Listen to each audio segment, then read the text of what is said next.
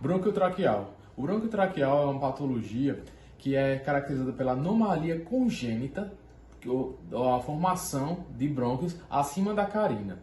A sua incidência é aproximadamente 2% no mundo, ela é assintomática e o seu achado é através de exames por imagem ou testes com a endoscopia.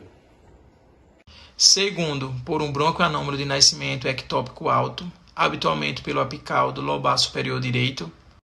E terceiro, pela ectópica de todo o brônquio lobar superior direito. O pulmão é dividido em duas partes, lado direito e lado esquerdo. É dividido também por lobos, onde um lado é maior que o outro. O lado direito possui 3 lobos e o lado esquerdo apenas 2, para maior acomodação do espaço do coração. Então, o lado direito tem lobo apical, lobo intermédio e lobo basal. O lado esquerdo é o lobo apical e o lobo basal. Tem em sua configuração interna, tem os ramos dos brônquios, que são os ramos maiores, e os ramos dos bronquíolos, que são as configurações menores, onde acontece a ventilação. Esse par de pulmões está situado na nossa cavidade torácica. Cada pulmão é dividido por fissuras, sendo o pulmão direito dividido pela fissura oblíqua e a transversa, enquanto o pulmão esquerdo é dotado apenas da fissura oblíqua. Cada pulmão é revestido por uma membrana delgada, a pleura visceral, esta contínua com a pleura parietal, pleura esta inervada que vai revestir a caixa torácica, o pericárdio, o diafragma e o mediastino. O espaço entre essas pleuras é chamado de espaço pleural, que é preenchido pelo líquido pleural.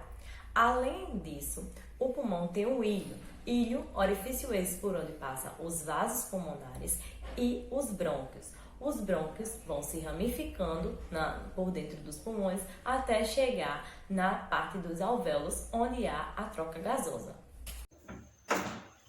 Existem algumas alterações anatômicas e dentre elas podemos destacar brônquio traqueal de todo o lobo superior direito, brônquio traqueal de apenas um segmento do lobo superior direito, mas na região apical, brônquio traqueal supranumerário, que está associado a uma formação do tecido pulmonar, e brônquio traqueal em fundo de saco, que está associado a uma ação de um tipo específico de broncogênio, que pode levar à atresia de um segmento da árvore brônquica. Bom, gente, eu e Igor vamos estar falando um pouquinho sobre as complicações do bronco traqueal. É algo bem resumido, tá? E é um assunto pequeno. Se resume nas complicações de uma intubação de emergência, uma intubação traqueal, que vai gerar uma dificuldade de ventilar o paciente. E outros pontos, Igor vai estar falando para vocês. E além da dificuldade de ventilar, o brônquio traqueal pode gerar grandes áreas de atelectasia, além de enfisema obstrutivo, o que dificulta ainda mais a ventilação até o diagnóstico. Então, falando de fisioterapia, quais são os objetivos de um fisioterapeuta em relação a essas patologias voltadas ao brônquio pulmonar? Quando a gente tem patologias associadas ao brônquio pulmonar, a gente pode ter, como exemplo, a bronquiolite, que é a inflamação dos brônquios, pode ter o broncoespasmo, que é o fechamento dos brônquios, e todos eles obstruem a passagem de ar que deveria chegar ao pulmão. Então, na enfermaria ou no UTI em ambiente hospitalar, o fisioterapeuta pode usar terapias de expansão pulmonar com o objetivo de recuperar volume e capacidade pulmonar, prevenir ou expandir áreas colapsadas, áreas que não estão recebendo o ar de maneira adequada, eliminar a secreção que está presente nos pulmões decorrente à inflamação.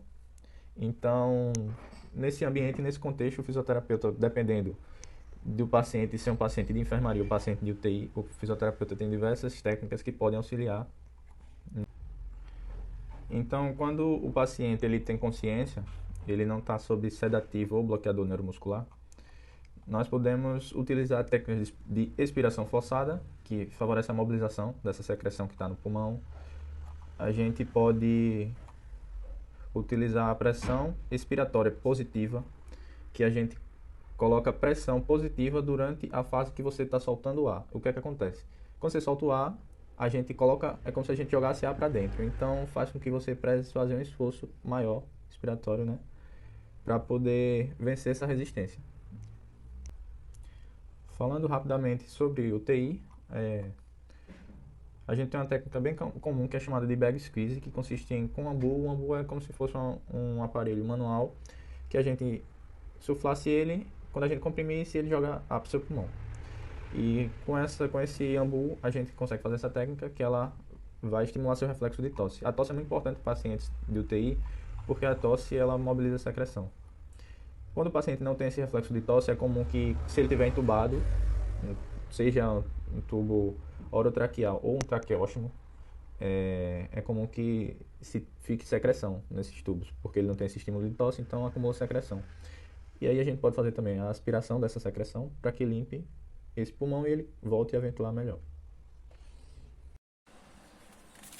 Então, falando ainda sobre a intervenção fisioterapêutica nas patologias que acometem o brônquio, vou falar agora um pouco sobre as intervenções dentro de uma unidade de terapia intensiva.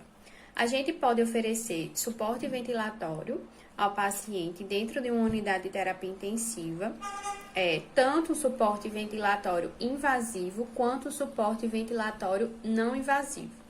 O suporte ventilatório não invasivo é aquele em que a interface, ou seja, o que liga o paciente à máquina, é uma máscara nasal ou uma máscara facial. Já o suporte ventilatório invasivo é quando o que liga o paciente à máquina é um tubo endotraqueal ou uma traqueostomia.